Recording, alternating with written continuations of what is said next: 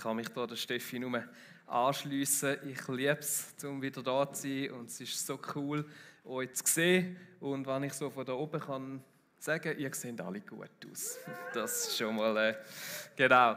Wir waren letzten Sonntag in Vinti im Gottesdienst gewesen, mal einfach so ohne Funktion können in den Gottesdienst hocken, und ich habe das so erfrischend und stärkend erlebt, und das ist auch wirklich mein Wunsch für heute, für den Gottesdienst, dass es ein erfrischender und stärkender Gottesdienst darf sein und dass du eben so erfrischt und gestärkt kannst rauslaufen, auch wenn es vielleicht ein bisschen heiß ist heute Morgen da im Saal. Wir haben vor einer Woche mit dem Bibelintensiv-Leseplan gestartet. Ich leite jetzt das Bibelintensiv, das 2. Jahr.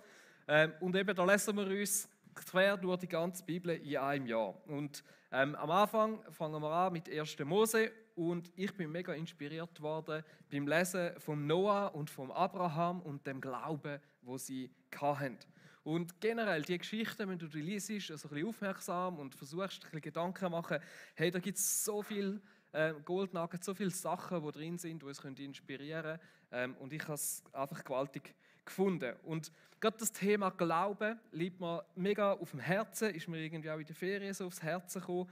Und ich habe mich gefragt, hey, wie können wir Menschen mit so einem richtig starken Glauben sein, voller Überzeugung? Und wie können wir so einen Glauben leben, der nicht einfach ins Wanken kommt, der uns wirklich tragen kann und der nicht so schnell erschüttert wird. Sondern Glauben wie, und das ist so ein bisschen der Titel dieser Predigt, Glauben wie der Noah oder eben der Abraham. Und ich möchte kurz so ein paar Sachen aus deren Geschichten herauspointen und dann so 3 Punkte mit euch anschauen, wie wir so einen Glauben haben können. Glauben wie Noah. Am Anfang. Vom Noah lesen wir im 1. Mose Kapitel 6 bis 10 die Geschichte. Und ganz am Anfang heißt es, Noah war ein rechtschaffener Mensch, ganz im Gegensatz zu seinen Zeitgenossen. Er ging seinen Weg mit Gott und hörte auf ihn. Noah ging seinen Weg mit Gott und hörte auf ihn. Und ich habe das so einen coolen Ausdruck dafür gefunden, was es doch auch heute eigentlich auf sehr vereinfachte Art und Weise heisst, mit Gott unterwegs sein. Auf Gott hören und den Weg mit ihm zu gehen. Leider war es so, dass der Noah ziemlich der Einzige war, der das gemacht hat in der damaligen Zeit. Und so ist es gekommen, dass Gott ihm die erste grosse Klimakatastrophe dieser Welt angekündigt hat, nämlich die Sintflut. Ich meine, stellt euch nur schon einfach mal das vor. Bis dorthin war das ein Phänomen, das man nicht gekannt hat. Unwetter und all diese Sachen hat es bis dorthin nicht gegeben. Und um den Noah zu retten, hat ihm Gott dann den Auftrag gegeben, eine Arche zu bauen, ein Boot, um sich und die Tiere von dieser Flut zu schützen. Boot war wahrscheinlich nur schon etwas, das der Noah nicht gekannt hat. Geschweige denn eine Arche, die irgendwie halb so groß wie Titanic ist und Unwetter noch nie irgendwo gesehen, Überflutungen und so weiter. Und ich meine, was macht der Noah? Vers 22. Noah führte alles genauso aus, wie Gott es ihm aufgetragen hatte. Und ich dachte, wow, crazy, oder? Ist das nicht krass? Obwohl nichts darauf hingedeutet hat, dass so eine Sintflut könnte kommen, geschweige denn, dass wirklich alles könnte untergehen. Glaubt er Gott, handelt er an und fängt das so an ausführen. Ich habe mir überlegt, was echt seine Mitmenschen gesagt haben. Er hat wahrscheinlich viele dumme Sprüche müssen sich anhören. Und dann ist mir jetzt so eine kleine Randnotiz in den Sinn gekommen, ja, vielleicht können diejenigen, die heute vor der Gefahr vom Klimawandel warnen, manchmal ein bisschen nachfühlen, wie es vielleicht am Noah gegangen ist. Das ist jetzt aber nicht das Thema, wo wir darauf eingehen wollen. Aber hey, wie stark ist im Noah sein Glaube? Er hat nicht einfach gesagt, ja, okay Gott, warten wir doch mal, bis es regnet und bis es langsam ein bisschen kritisch wird und dann überlegen wir uns, ob wir die Arche bauen. Ich glaube, so wäre ich gewesen. So hätte wahrscheinlich ich reagiert und gesagt, mal, ich nehme jetzt das mal zur Kenntnis, Gott, warten wir doch mal, bis es regnet und dann schauen wir. Und mich hat es herausgefordert, mich zu fragen, hey, was braucht es, bis ich mich bewegen lasse? Wie deutlich muss Gott reden oder wie fest muss alles andere darauf hinweisen oder glaube ich ihm, wenn er mir etwas sagt? Und das ist vielleicht etwas, wo wir uns alle fragen können. Was braucht es, bis wir uns bewegen lassen, bis wir gehen? Und Und ähnlich ist es irgendwie mit dem Abraham gewesen. Gott hat ihm gesagt, er soll seine Heimat verlassen und in ein Land hineinziehen, wo Gott ihm zeigen wird. Lesen wir ab dem 12. Kapitel im 1. Mose. Der Herr sagte zu Abraham: Geh fort aus deinem Land, verlass deine Heimat und deine Verwandtschaft und zieh in das Land, das ich dir zeigen werde. Ich werde dich zum Stammvater eines großen Volkes machen und dir viel Gutes tun. Dein Name wird überall berühmt sein. Durch dich werden auch andere Menschen am Segen teilhaben. Wer dir Gutes wünscht, den werde ich segnen. Wer dir aber Böses wünscht, den werde ich verfluchen. Alle Völker der Erde sollen durch dich gesegnet werden. Abraham gehorchte und machte sich auf den Weg. Er war 75 Jahre alt, als er Haran verließ. Was für ein Versprechen, oder? Wenn Gott kommt und sagt, hey, ich mache dich zu einem Stammvater von einem grossen Volk und ich werde dir viel Gutes tun, ich werde dich segnen und durch dich sollen andere gesegnet werden, würde ich jetzt auch noch annehmen und sagen, okay, Gott, mal, das glaube ich eigentlich gern. Aber hey, der Abraham war 75 und hat sich nochmal losschicken lassen. Der war irgendwo verwurzelt und ist trotzdem reagiert und ist gegangen. Und nachher, aber das Problem war, dass das Versprechen nicht einfach in Erfüllung gegangen ist. Stammvater von einem grossen Volk wirst du, indem du Nachkommen hast, und zwar möglichst viel am besten. Aber der Abraham und seine Frau haben kein Kind bekommen. 24 Jahre später sind sie immer noch kinderlos gewesen. Abraham 99 zu dem Zeitpunkt, menschlich gesehen, das lesen wir auch in der Bibel, keine Möglichkeit mehr, dass sie Kinder bekommen können. Das Beeindruckende in dem ist nicht, dass für mich jetzt nicht in erster Linie, dass das nachher noch passiert ist, sondern dass der Abraham trotz all dem eine tiefe Beziehung zu Gott gehabt hat und durch nichts an dieser Beziehung rütteln lassen hat.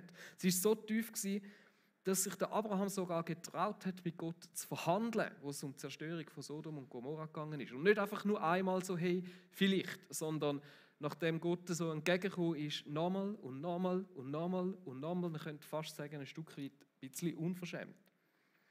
Und dann mit Hunderten hat der Abraham erlebt, eine Teileinlösung von dem Versprechen. Tatsächlich haben sie noch einen Sohn bekommen, aber ein grosses Volk ist das bei weitem noch gewesen. Und vieles von dem, was Gott ihm versprochen hat, hat Abraham noch nicht erlebt. Oder sogar dann zu seinen Lebzeiten nie mehr erlebt. Und mich hat das so beeindruckt. Was für ein tiefer, unerschütterlicher Glaube, selbst wenn Gott nicht all das, was er ihm versprochen hat, in seinem Leben oder zu seinen Lebzeiten eingelöst hat. Und die Geschichte von diesen Glaubenshelden finde ich so beeindruckend, was die für einen tiefen Glauben hatten. Und, oder, das Coole ist, die Bibel ist auch ehrlich, die sind alle nicht ohne Fehler gewesen. Wir lesen wirklich an, es ist jetzt nicht einfach, dass das die perfekten Menschen gewesen sind, die nichts falsch gemacht hätten und nie verzweifelt gewesen wären. Da ist die Bibel sehr ehrlich drüber. Aber sie listet sie auf als Vorbilder in unserem Glauben. Und ich habe mich wirklich gefragt, hey, wie könnten denn auch wir zu so einem starken Glauben kommen? Was macht es aus, so einen starken Glauben zu haben? Wie kannst du im nächsten halben Jahr, wo wir jetzt drin hineingehen, mit all diesen Herausforderungen, die auf dich warten, mit all diesen Challenges, mit allem Schmerz, aber vielleicht auch allen dem vollgestopften Programm, das du hast, so einen tiefen Glauben leben? Und ich möchte so 3 Punkte anschauen, wo wir in diesen Leben ein Stück weit sehen und generell uns die Bibel dazu aufruft. Das Erste ist, und das ist ein Stück weit auch etwas Offensichtliches, aber auch überhaupt nicht etwas Selbstverständliches, hey, die Menschen, die haben mit Gott wirklich gelebt. Sie haben eine lebendige Beziehung zu Gott gehabt. Und dass wir eine lebendige Beziehung zu Gott haben können, das ist nicht etwas Selbstverständliches. Das haben ganz viele andere Religionen nicht. Aber es steht da vom Noah, er ging seinen Weg mit Gott und hörte auf ihn. Ich glaube, der Glaube an Gott und so einen tiefen Glauben an Gott ohne Beziehung mit ihm ist nicht möglich. Wenn wir diese Beziehung mit Gott nicht pflegen, wenn wir nicht immer wieder dran sind, dann wird sie irgendwann sterben. Wir lesen nicht viel darüber, wie der Noah und der Abraham die Beziehung ausgelebt haben, was sie genau gemacht haben, aber wir lesen viel darüber, wie Jesus die Beziehung gelebt hat. Und eine der wichtigsten Art und Weisen, wie er die Beziehung zu seinem Vater gelebt hat, ist, dass er Zeit mit Gott im Gebet verbracht hat. Das ist das, was wir immer wieder sehen. Jesus hat sich immer wieder zurückgezogen, um Zeit mit Gott zu haben, und wir sehen, wie er immer wieder in den unterschiedlichsten Situationen, bettet hat. Er hat bettet, wo Freude geherrscht hat. Er hat in Todesangst bettet und ist zu Gott gegangen. Er hat, wenn Menschen rundherum sind, hat er bettet. Er hat aber auch oft ganz für sich allein bettet, hat abseits vom Lärm, ist auf einen Berg gegangen, er hat in der Nacht bettet, er hat am Tag bettet, er hat mit Frauen, mit Kindern, mit Erwachsenen bettet. Und ich bin fest davon überzeugt, dass seine Gebete mehr sind als einfach nur Vater, kannst du bitte dort oder dort etwas ändern, weil ich habe irgendwie gerade das Gefühl, das Leben läuft nicht so, wie es sollte und es wäre mal Zeit, dass du eingreifst. Und ich glaube auch im Generellen, wenn man Beziehung mit Gott pflegt und betet, ist das nicht der Hauptgrund, warum wir das machen sollen. Das darf drin Platz haben, oder? Wir haben eine Beziehung zu Gott, wo das möglich ist. Aber das Gebet soll unsere Vertrautheit und Tiefe in unserer Beziehung zu Gott fördern und soll uns dort anführen. Es geht darum, dass wir so eine tiefe innere Gewissheit bekommen, dass Gott da ist, dass er real ist, dass er ein Teil von unserem Leben ist. Und das ist definitiv etwas, was nicht selbstverständlich ist und wo wir nicht als selbstverständlich anschauen dürfen. Es geht darum, auch immer wieder in diesem Moment Gott an unser Herz heranzulassen. Spüren, was er mit uns machen will, was er an uns machen will. Und uns so immer wieder auch wieder berühren, verändern lassen. Und ich möchte nicht an dieser Stelle jetzt irgendwie eine Anleitung zum Betten geben, sondern mir sind ein paar andere Gedanken wichtig geworden. Nämlich, dass ich merke, wie viel wir uns teilweise auch einfach schwer tun damit, die Zeit zu finden. Nicht jetzt einfach vom Organisatorischen, sondern manchmal auch einfach Überwindung brauchen, um Zeit mit Gott zu verbringen. Und ich sehe so ein bisschen zwei Hauptgründe. Und das erste Problem ist, und ich glaube, dass wir oft haben, ist, dass wir falsche Vorstellungen davon haben, wie die Zeit sollte sein. Ich meine, ich hoffe für dich mega, dass du schon mal so eine richtig tiefe Begegnung mit Gott gehabt hast, wo du ihn gespürt hast, wo sein Reden gehört hast, wo du von seiner Liebe berührt worden bist, Eindrücke bekommen hast und all das. Ich glaube, das ist wichtig. Und ich merke, dass sehr oft unsere Vorstellungen von was es heisst, zu beten, genau das ist. Dass wir innerlich irgendwo davon ausgehen, dass jedes Mal, wenn wir beten, es genau so sein soll. Wir so tief berührt sollen werden, Gott mega spüren, sein Reden jedes Mal hören und dass unser Gebetsleben nonstop so sollte sein. Und dann habe ich Bad News für dich, weil das ist eine völlig unrealistische Vorstellung. Ich meine, ich hoffe, dass du die Zeit hast und ich hoffe, dass du sie mehr hast als nicht. Aber die Realität ist einfach, dass es nicht jedes Mal so ist. Und alle grossen christlichen Vorbilder in der Literatur schreiben darüber, dass das nicht der Normalfall ist und dass es mit zu unserem geistlichen Reifungsprozess gehört, mit Gott verbunden zu bleiben, auch wenn wir ihn manchmal nicht so wahrnehmen. Auch wenn vielleicht einmal eine Gebetszeit kein Highlight ist, auch wenn sie vielleicht mal harzig ist, auch wenn du vielleicht so ein bisschen innerlich auf die Uhr schaust und denkst, ja, ich sollte eigentlich und ist langsam, und auch wenn sie irgendwo geistlich nicht so bewegend ist. Aber es ist etwas, was ein Stück weit auch normal ist für so Beziehungen. Gerade wenn du jemanden täglich siehst, dann wird auch nicht jede Konversation mega tiefgründig und voller neuer Erkenntnis über die Person sein, wie das vielleicht am Anfang der Beziehung war. Aber trotzdem wächst, indem wir täglich einander sehen und miteinander unterwegs sind und miteinander reden, wächst die Beziehung in eine Tiefe hinein, wo sie nicht käme, wenn wir uns nur sporadisch sehen würden. Ich meine, Steffi und ich, wir haben mega viele gute Gespräche, das schon. Aber jetzt ganz ehrlich, nicht jedes von unseren Gesprächen ist wahnsinnig intensiv, tief und jedes Mal lerne ich sie nochmal auf eine neue Art und Weise kennen.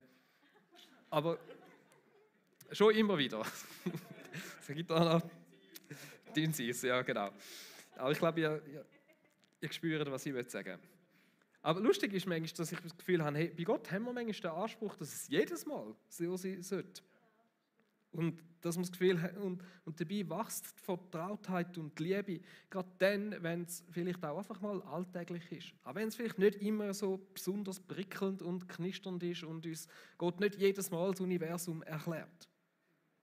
Ich meine, ich habe wirklich nicht jedes Mal, wenn ich Zeit mit Gott verbringe, 10 Predigtideen und Offenbarungen und prophetische Eindrücke und fühle mich nachher irgendwie völlig verändert. Das ist ehrlich gesagt nicht so. Wenn es bei dir so ist, dann müssen wir noch unbedingt mal reden, weil dann nimmt es mich wunder, was ich falsch mache. Aber Aber hey, ich habe die Zeiten mit Gott, wo ich einfach nur bin, mit ihm verbringe und ich habe die unglaublich fest schätzen gelernt. Selbst, ganz ehrlich, ich bin auch schon eingeschlafen dabei. Hat es auch schon gegeben. Und ich bin auch schon versucht, aufs Handy zu schauen. Aber die Zeiten, sie sind mir mega kostbar und wichtig und ich brauche sie, weil ich merke, wie mein Glauben und mein Vertrauen in Gott selbst in diesen Zeiten wächst. Weil das Gefühl, das sich manchmal dazu gesellt, das ist die Oberfläche. Im Inneren geht viel mehr ab. Und ich mache dir Mut, dich dort anzuschauen, wo hast du vielleicht falsche Vorstellungen und Erwartungen, was sein soll in diesen Zeiten. Und dich mehr darauf zu fokussieren, dass du diese Zeiten hast. Weil ich glaube, das, was wir wirklich brauchen, ist regelmäßig Zeit mit Gott, unabhängig davon, von unseren Gefühlen. Und dort ist das zweite Problem, dass uns manchmal schwerfällt, Zeit mit Gott zu haben, nämlich, dass wir, und über das haben wir schon viel mal geredet, dass wir einfach oft so viel los haben und es uns schwerfällt, dem wirklich Priorität zu geben. Wir wollen irgendwo nichts verpassen in unserem Leben, haben 1000 andere Ideen oder Sachen und auch jetzt nicht nur freiwillig gewählte, oder? Vieles ist auch einfach, es gehört zum Leben, es ist Teil davon. Und dann wehrt sich manchmal innerlich etwas dagegen, jetzt einfach anzuhocken und Zeit mit Gott zu verbringen, weil das ist doch so unproduktiv. Und wir haben doch eigentlich so viel, was wir erledigen sollten. Aber das ist, ich glaube, der grösste Fehler, den wir machen können. Und ich glaube, wir müssen lernen, dort eine gewisse Disziplin zu entwickeln, wenn es darum geht, die Beziehung mit Gott zu pflegen. Nicht auf eine religiöse Art und Weise, wo wir uns nachher selbst verdammen, wenn wir es mal nicht gemacht haben oder wenn es mal kürzer oder länger gegangen ist oder weiß auch nicht was. Aber das eine Priorität zu machen. So etwas Alltägliches, was einfach dazugehört zu unserem Leben, so wie Zähneputzen oder Essen, wo einfach seine Zeit hat und wo man, vielleicht gibt es Leute, die sparen beim Zähneputzen, aber jeder weiß, es rächt sich irgendwann. Und vielleicht 2, 3 Sachen, die mir helfen dabei. Mir hilft es wirklich, einen fixen Zeitpunkt zu haben in meinem Tagesablauf oder auch in meiner Woche. Es gibt Tage, wo ich mir ein bisschen mehr Zeit nehme, es gibt Tage, wo ich mir ein bisschen weniger Zeit nehme. Aber so einen fixen Zeitpunkt haben und wenn möglich, irgendwo versuchen einzuhalten. Ich bin auch nicht der das zu 100% immer macht, überhaupt nicht. Aber einfach grundsätzlich das zu haben. Denn mir hilft es auch, wenn ich nicht einen fixen Ablauf habe, wenn ich die Zeit fühle. Manchmal ist es gut oder ist es dran, um einfach worshipen und so mit Gott zu sein. Manchmal lese ich in der Bibel. Manchmal bin ich auch einfach und rede nicht einmal viel und genieße einfach Gottes Gegenwart. Und das ist die dritte so Hilfe. Mir hilft es mega, wenn ich mich in diesen Zeiten mit Gott bewusst entscheide, in seine Gegenwart zu kommen. Und wenn du wirklich manchmal das Gefühl hast, ich weiß nicht, wo Gott ist, ich kann dir eins sagen, Gott steht so mit offenen Armen da und sagt, komm. Und wenn du nicht weißt, ob Gott zu dir kommt, dann geh du zu Gott. Er weist dich nicht ab und du kannst in seine Gegenwart kommen. Und wenn du dich entscheidest, vor seinen Thron zu kommen, in seine Gegenwart, dann bist du dort. Und manchmal spürst du es vielleicht nicht. Aber mir hilft das mega, zu sagen, ja, und ich entscheide mich und ich bin jetzt in dieser Gegenwart Gottes und ich möchte das probieren wahrzunehmen. Und das Letzte ist, dass ich versuche in diesen Zeiten wirklich nicht Gefühle ausklammern. Wir haben manchmal das Gefühl, es muss alles perfekt und gut sein und wir müssen in der Stimmung sein und mögen und alles. Aber das nicht ausklammern. Gott halt einmal dann anzujammern und sagen, was irgendwo nicht gut ist, was mich beschäftigt und dann halt so in die Beziehung mit Gott einsteigen. Und ich kann euch sagen, schau, mein Staunen und meine Ehrfurcht vor Gott, die nimmt zu. Auch wenn nicht jede Zeit ein Highlight ist. Aber das ist der erste Punkt von dieser Predigt. Wenn du glauben willst, wie der Noah und der Abraham, dann brauchst du regelmäßige Zeiten mit Gott, wie auch immer die aussehen. Und darum ist so ein bisschen die Frage, oder? Wie steht es um deine Zeiten? Sind sie dir wichtig? Nimmst du dir regelmäßig so Zeiten? Oder hast du vielleicht jetzt auch gemerkt, dass gewisse Vorstellungen da sind, die falsch sind, oder Erwartungen, wo es vielleicht einmal da ist, zum Loslassen und zu sagen, aha, ich habe mir immer einen Druck gemacht wegen dem. Ich versuche mal, das wie wegzulassen. Überleg dir mal, was es könnte für Auswirkungen auf deinen Glauben haben, wenn du regelmäßig mehr als nur 5 Minuten Zeit mit Gott wirst verbringen. Und warum nicht jetzt im nächsten halben Jahr das ausprobieren und sagen, okay, 1 bis 2 Mal pro Woche nehme ich mir eine längere Zeit, wo ich ganz allein mit Gott bin. Das ist der erste Punkt. Der zweite, da geht es um Dankbarkeit. Der Noah war dankbar gewesen. Nachdem er die Flut überlebt hat, hat er Gott als erstes einen Altar gebaut und ihm dankt, indem er ihm ein Opfer dargebracht hat. Das sehen wir im 1. Mose 8, wo es heißt: Dann baute Noah für den Herrn einen Altar und brachte von allen reinen Vögeln und von den anderen reinen Tieren einige als Brandopfer dar. Für die wissen, dass der Noah vor allen Tieren 2 in die Arche genommen hat und jetzt da steht einige, von den reinen Tieren hat er 7 mitgenommen. Darum hat er sich das leisten können. Aber im Alten Testament sind Opfer oftmals ein Ausdruck für Dankbarkeit gegenüber Gott. Auch beim Abraham sehen wir, wie er überall, wo er angekommen ist, einen Altar gebaut hat, um Gott aus Dankbarkeit zu opfern. Und das ist nicht nur etwas, was wir jetzt in diesen Geschichten sehen, auch gerade im Neuen Testament gibt es so viele Aufrufe dazu, die uns ermutigen, dankbar zu sein. Zum Beispiel 1. Thessalonicher 5, 16 bis 18: Freut euch, was auch immer geschieht. Lasst euch durch nichts vom Gebet abbringen, das wäre Punkt 1, und dann dankt Gott in jeder Lage. Und es hat so viele andere Bibelstellen, die das betonen. Und dann war es in der Ferien so, dass mich etwas anderes recht bewegt hat, das im Zusammenhang steht mit dem. Nämlich habe ich in einem Buch gelesen, dass je älter wir werden, desto grösser ist die Gefahr, dass sich durch Enttäuschungen und zerbrochene Träume, die wir in unserem Leben erleben, Bitterkeit, Zynismus und irgendwo so ein Groll in unser Leben oder in unser Herz kann hineinschleichen. Also je älter wir werden, desto grösser ist die Gefahr, dass sich durch Enttäuschungen und zerbrochene Träume Bitterkeit, Zynismus und Groll in dein Leben oder in dein Herz kann schleichen. Die Bibel redet in diesem Zusammenhang auch davon, dass sich eine bittere Wurzel anfängt auszubreiten in deinem Leben. Und da ist so viel dran und ich glaube, es ist so wichtig, dass wir das uns irgendwo bewusst sind. Weil je älter du wirst, desto grösser ist die Wahrscheinlichkeit, dass du gewisse Träume in deinem Leben schon hast müssen begraben, dass du verletzt worden bist und schwere Enttäuschungen erlebt hast. Und das führt im Inneren irgendwo zu so Trauer und Wut. Wut vielleicht über die Ungerechtigkeit vom Leben. Wut darüber, dass du das eigentlich ja nicht verdient hast und auch nicht schuld daran bist. Manchmal ist es auch so, dass sich die Gefühle sogar gegen uns selber richtet. Wenn du irgendwo selber einen Fehler gemacht hast, merkst du, wie du irgendwo dein Potenzial einfach nicht kannst abrufen, wo du hast. Aber das sind Gefühle, die aufkommen in unserem Leben. Auch gerade in den letzten 1,5, 2 Jahren haben Steffi und ich immer wieder gemerkt, wie wir unser Herz wirklich bewusst schützen müssen vor so Gefühlen. Wir haben auch ein paar Enttäuschungen, Ungerechtigkeiten und so weiter erfahren müssen und gemerkt, wie schnell sich dort irgendwo so die Gefühle von Zynismus, von Wut oder eben Bitterkeit können einschleichen und versuchen, unser Herz so zu umklammern. Und ich weiss, dass wir uns in der Kirche Leute haben, die noch viel mehr als wir müssen irgendwie Träume begaben, enttäuscht worden sind, verletzt worden sind. Und hey, pass auf, so schnell fängt sich an, so die Bitterkeit breit zu machen oder so eine Wut.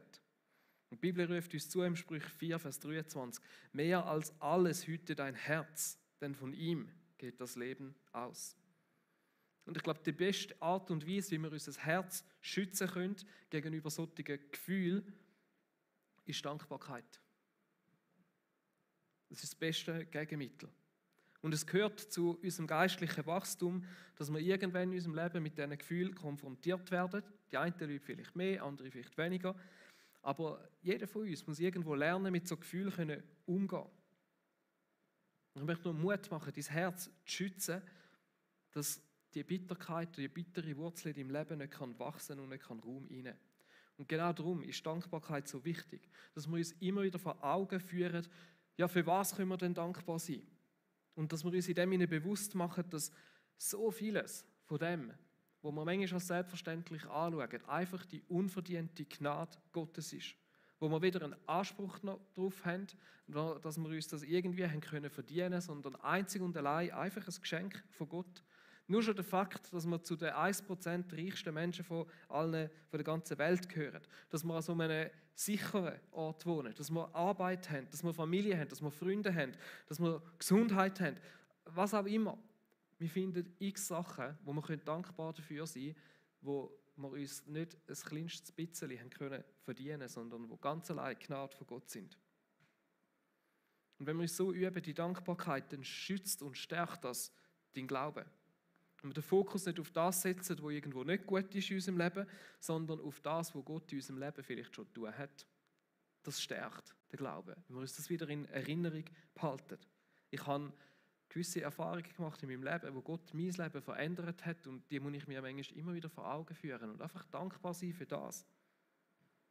Und es gibt Situationen, wo wir vielleicht nicht uneingeschränkt dankbar sein können. Das müssen wir auch nicht. Wir dürfen ehrlich sein. Aber das Üben, um immer wieder zurückzufinden zu so einer Grundhaltung von der Dankbarkeit gegenüber Gott, ist so etwas Wichtiges. Wenn wir die Fähigkeit zum Danken verlieren, dann verlieren wir auch unseren Glauben. Und es gibt so ein mega bekanntes Sprichwort, das wahrscheinlich die meisten von euch schon mal gehört haben. Loben zieht nach oben, Danken schützt vor Wanken. Und genau so ist es. Es ist so eine tiefe Wahrheit. Danke oder Dankbarkeit öffnet uns die Sicht für Gottes Gegenwart und für seine Gnade über unserem Leben und stärkt unseren Glauben. Und ich frage dich, wo schleicht sich vielleicht Bitterkeit und Wut in dein Leben hinein? Und ich möchte dir in dem Sinne sagen, einfach, hey, es ist ein normaler Teil von unserem Leben. Es ist normal, dass wir mit dem konfrontiert werden und es gehört zu unserem geistlichen Wachstum, zu lernen, mit dem umzugehen und unser Herz vor dem zu schützen. Hey, und frag dich, für was kannst du Gott dankbar sein? Trotz vielleicht allem, wo irgendwo auch nicht gut ist. Und übe dich drin, immer wieder diese Sicht zu bewahren. Ein Glaube wie der von Noah und von Abraham ist von Dankbarkeit gegenüber Gott prägt und lässt keine Verbitterung zu. Wehrt sich dagegen, dass die bittere Wurzel kann Boden fassen in unserem Leben. Der dritte und ein weiterer Punkt, der so einen starken Glauben auszeichnet, ist ein Glaube, der durchhebt, weil er trotz allem mit Gottes Möglichkeiten rechnet. Und ein Glaube ist einfach, solange alles realistisch aussieht und solange wir das Gefühl haben, ja, mal, das wäre eigentlich noch, das kann gut noch passieren. Aber Glaube wird dann schwierig, wenn es plötzlich nicht mehr so aussieht, dass könnte etwas noch passieren. Weil für den Abraham ist es einfach gewesen, das Versprechen anzunehmen und zu sagen, hey, mal, das glaube ich, für das gehe ich und ja, mal, da bin ich ja bereits zu zügeln, mit 75. Das würde ich jetzt glaube ich auch noch glauben. Ich hoffe, ich bin mit 75 auch noch ready, um das zu machen. Aber schwierig ist es dann geworden, wo das Versprechen sich nicht erfüllt hat. Und die Chancen, dass es sich noch erfüllen könnte, immer kleiner geworden sind. Oder sogar gleich null geworden sind. Und Gott einfach auf sich warten lassen hat. Und am Abraham ist es so gegangen, dass er dazwischendurch nicht mehr ganz daran geglaubt hat und dann mal recht bei Gott geklagt hat. Im 1. Mose 15 lesen wir das, Vers 3. Ach Herr, mein Gott, was willst du mir denn schon geben? Du weißt doch, dass ich keinen Sohn habe. Du selbst hast mir Kinder versagt. Und ohne einen Nachkommen sind alle Geschenke wertlos. Ein Diener meines Hauses, Eliezer aus Damaskus, wird meinen ganzen Besitz erben. Er hat gesagt, sorry Gott, was willst du mir eigentlich noch geben? Du bist zu spät. Und so oft geht es uns doch irgendwie so. Auch wo sie Jesus gerufen haben, weil der Lazarus, sein Freund, todkrank war, hat Jesus irgendwo nicht eilig gehabt. Und schlussendlich ist der Lazarus gestorben. Und alle haben gedacht, Jesus, was ist eigentlich los? Du hättest ja auch ein bisschen schneller sein können. Wenn du ihn doch liebst, dann hättest du doch wenigstens einmal ein bisschen pressieren können. Und manchmal sieht es auch in unserem Leben so aus, als würde uns Gott irgendwie einfach zu lang warten lassen. Und die Gefahr besteht, dass wir gerade in solchen Situationen anfangen, den Glauben zu verlieren. Weil es uns irgendwo zu lang geht. Weil wir keine Möglichkeiten mehr selber sehen. Aber hey, wie schnell und wie oft ist es vielleicht dir auch schon passiert, mir immer wieder, dass wir Gottes Möglichkeiten irgendwo vergessen. Und aus uns selber heraus irgendwo die Geduld mit Gott verlieren. Es ist für uns manchmal nicht nachvollziehbar. Wir haben manchmal auch keine Antwort darauf, warum etwas so ist, wie es ist. Aber ich weiss eins: Gottes Möglichkeiten sind übernatürlich. Was gemäß unserer Logik vielleicht nicht mehr möglich ist, ist nach Gottes Logik überhaupt nicht das Problem. Abraham hat kein Kind mehr bekommen können. Und Gott hat seine Frau trotzdem von ihm schwanger werden lassen. Jesus hat den Lazarus sterben lassen. Aber der Lazarus ist nachher von den Toten auferweckt worden. Und egal, was deine Situation ist, für Gott ist es nicht unmöglich. Nicht durch deine Möglichkeiten zu Ende sind, fangen seine Möglichkeiten erst an.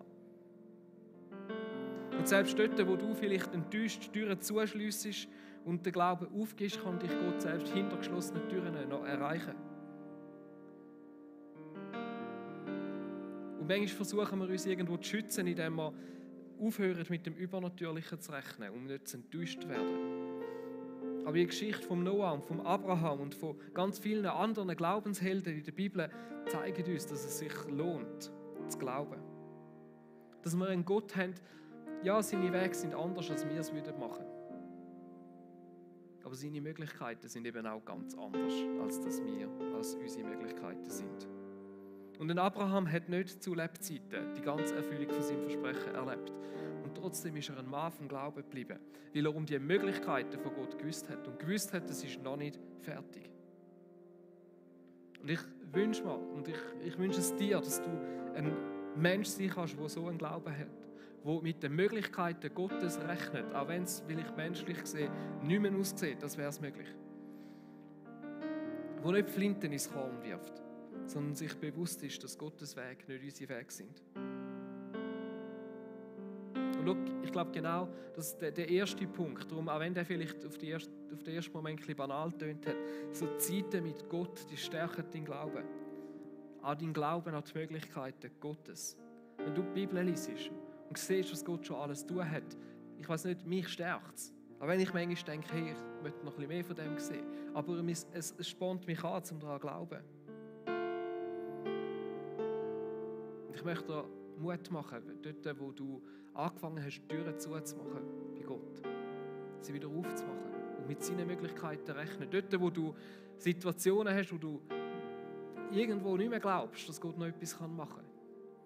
Dir wieder bewusst zu machen, dass Gott andere Möglichkeiten hat. Kommen wir stehen auf. Ich möchte beten. Zum Schluss.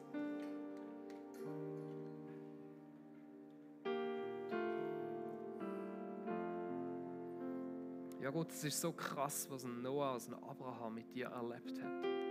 Aber es ist eben auch krass, wie sie geglaubt haben, was für einen starken Glauben sie hatten.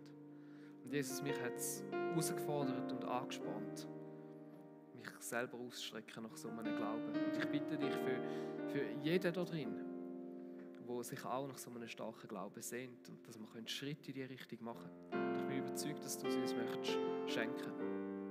Ich bitte dich, dass dort, wo das irgendwo zugedeckt worden ist, dass es wieder darf, dass wir es wieder freischaufeln können. Jesus, ich bitte dich für Menschen, die sich schwer tun, mit Zeit mit dir zu finden. Aus welchen Gründen auch immer.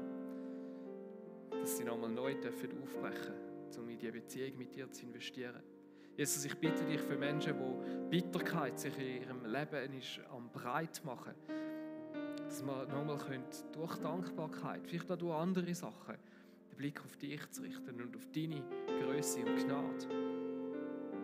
Jesus, ich bitte dich, dass wir nie aufhören, mit deinen Möglichkeiten zu rechnen, die so viel grösser sind als unsere Möglichkeiten. Uns immer bewusst machen, dass deine Möglichkeiten grösser sind und deine Wege manchmal auch nicht unsere Wege sind. Und dass wir das irgendwo aushalten können, gerade dort, wo wir manchmal das Gefühl haben, du lässt uns warten. Ich bitte dich, dass du durch die Reihe gehst, Jesus, und jedem Einzelnen einfach so begegnest, wie wir es gerade nötig haben. Amen. Wir gehen jetzt nochmal in eine Worship-Zeit rein. Und hey, wenn du